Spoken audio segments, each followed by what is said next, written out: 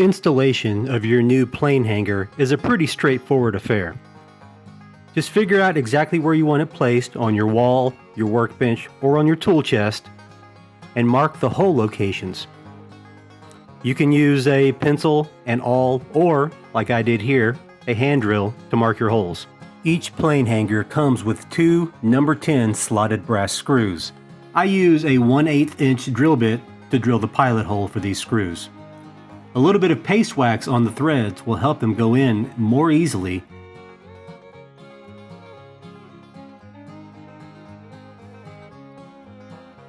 Using a slotted screwdriver, drive your screws in nice and snug, but not too tight. Our plane hangers are made with heavy-duty 13-ounce English bridle leather and are hand-stitched for maximum durability.